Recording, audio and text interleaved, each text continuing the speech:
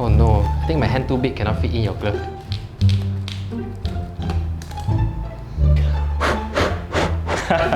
Wow. Okay. Well, I feel like I wear the glove, the process longer than I make this. Honest question, would answer honestly. Actually, this SCOBY, right, looks like human placenta. Do you like harvest humans here? No, definitely not. Everything is non-human.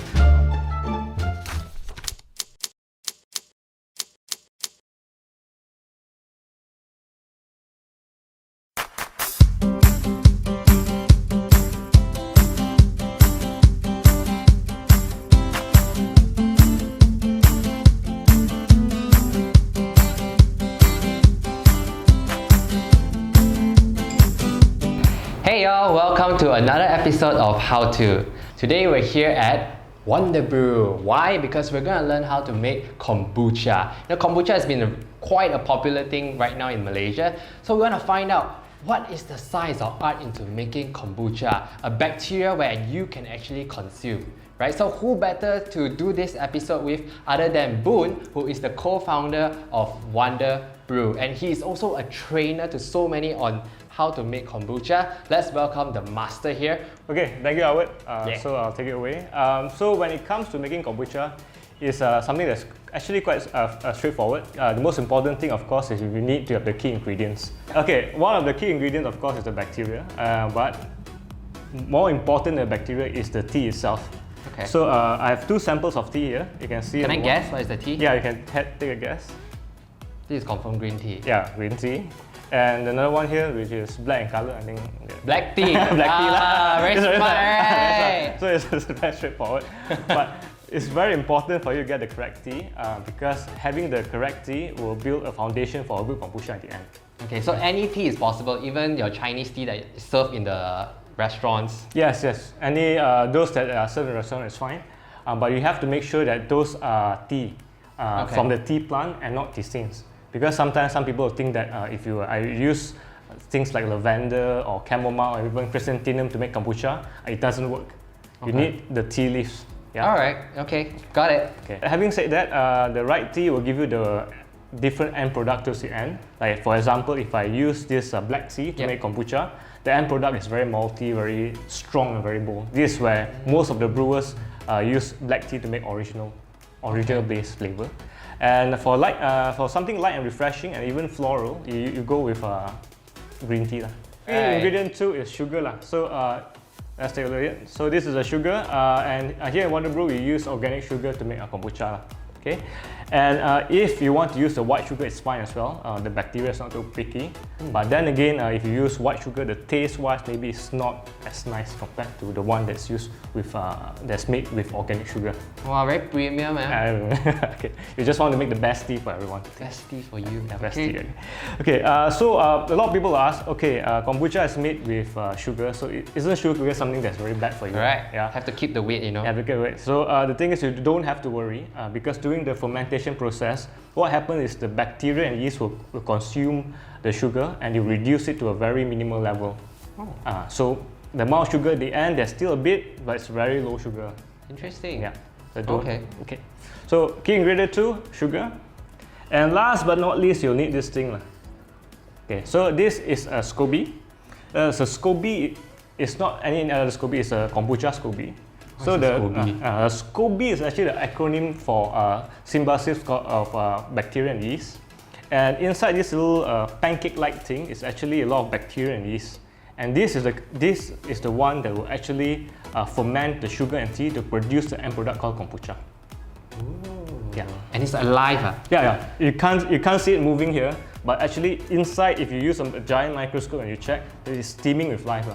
Wow. So once you put in the sugar tea inside, they will start to work non-stop. So this is the one that will make kombucha for you.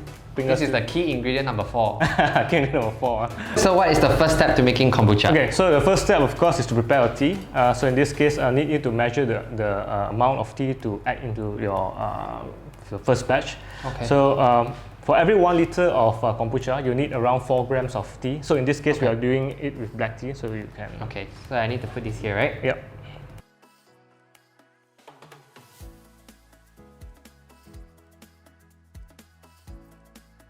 So now we have already made our tea. So it smells so good. Yeah. So the steeping time depends on the tea lah. So in this case we are doing with black tea. So the steeping time takes around 2 to 3 minutes. Okay. And also the temperature of water also depends on the tea as well. Oh, I need to close it there. Yeah. In this case, because you're using black tea, 100 degrees and boiling is fine. So you can see, yeah, you can smell the malty taste starting to emanate. Yeah. Okay. So let it steep a while. So that's step 1. So step 2 is of course to mix the sugar. So Howard, are you ready for your sugar mixing? Yes, I think I'm good with this. Okay, so in this case, what you need to do now is that for every 1 liter of kombucha you're going to make, you need 80 grams of sugar. 80 grams of sugar? Yeah. Okay.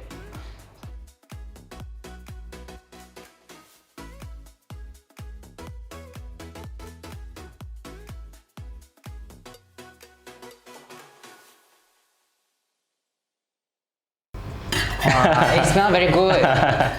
Yeah. So if you use organic sugar, the smell is definitely very fragrant. Yeah. Okay. Okay. So now you have the sugar, and also you have the steep tea.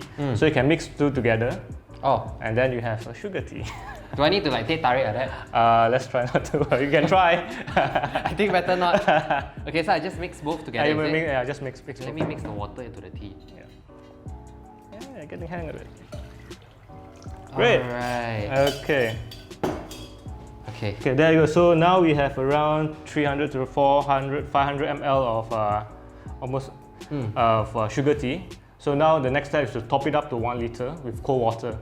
Cold water. Okay. So the cold water is there. This is the cold water. This is cold water. Okay. So what happens if I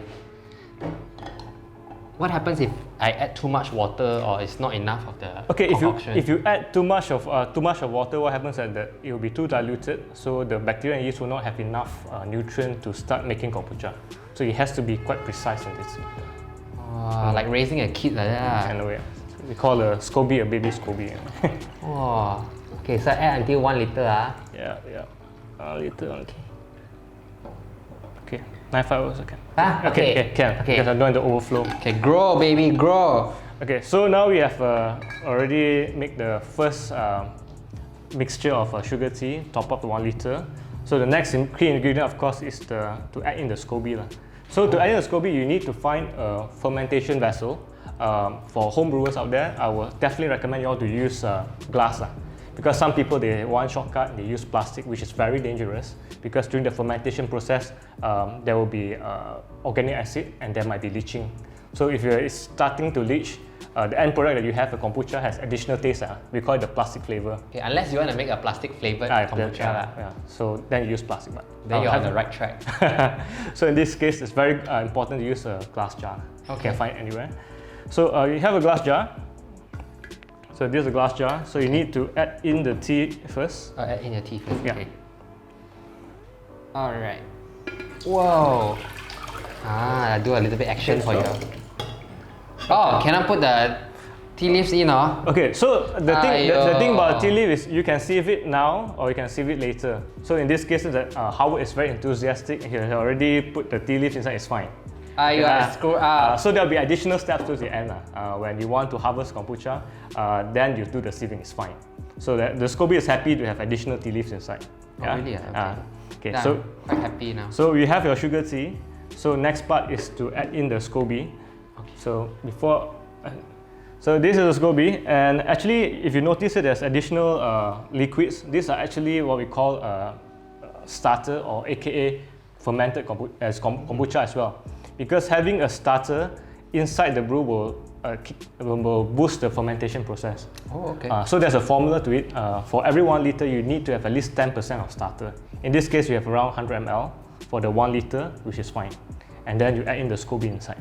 Okay, so to add the SCOBY, we'll need Howard to wear a neutral glove for food safety purposes. So just Okay, well, my hand is quite clean. yeah, for this one. Okay, see? So you know, they follow strict rules. Okay. Okay, so have a feel of how a SCOBY feels. Oh my god, okay. Don't worry, it's not wriggly, it's just Do I need to have consent first? Hello, SCOBY, I'm gonna touch you now. Okay, don't sue me. Okay, so you take the SCOBY. Oh my my god, it feels so funny. Okay. Okay, so you add in. Oh, I just put it inside, is it? Put it in the. Okay. Swim. Yeah. So the thing about Scoby is sometimes you swim, sometimes you sink. It's fine. Oh. So in this case, it's neither swimming or sinking. It seems to be resting at the side. Okay. So whatever that's left here, this the additional kombucha, just pour it inside. Oh, I just pour it inside. Pour it okay. inside. Can I drink? It's very very sour. Like that. Oh, okay. It smells so good.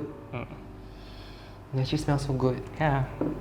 Okay, there you go. So what Howard's already done is actually he has already add in the SCOBY as well as the starter. That means the fermentation officially is starting already. You can't see it. Yeah, you can't see it, but actually the bacteria is already starting to make kombucha.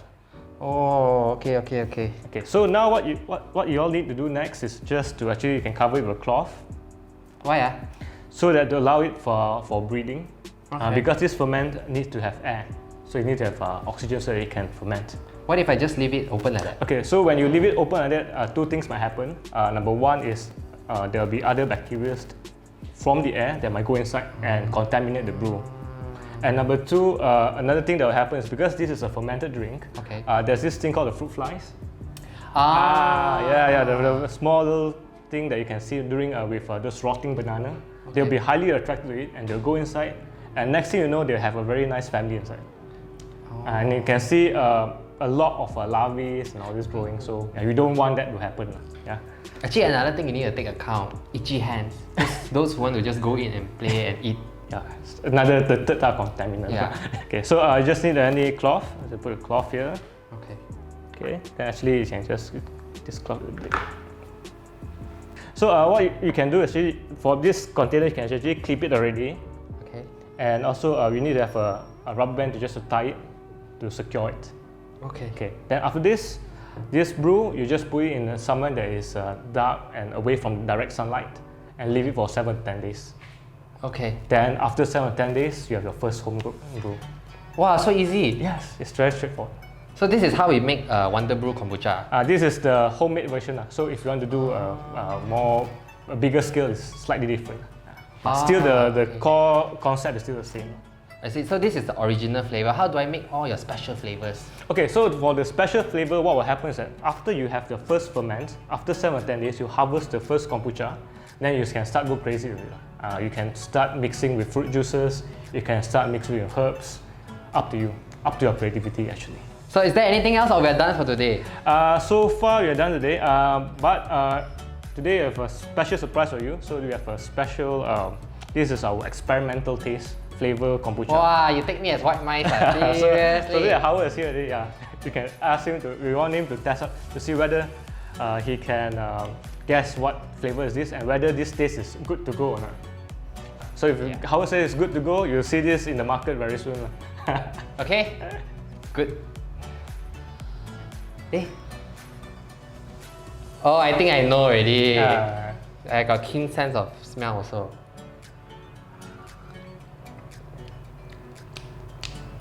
Is that passion fruit?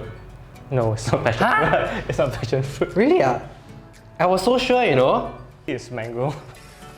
Mango? Hey, I would never guess it's mango.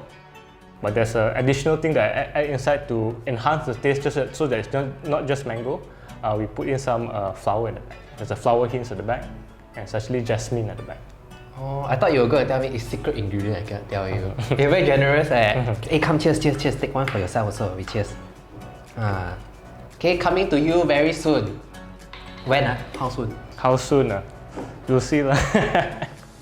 Stay tuned. Hey, you're very good with this stay tuned thing. Stay tuned. Hey, you know, I tell you something first. When you cheers, you must look people deadly in the eye. Right? Oh, you know why or not? Why?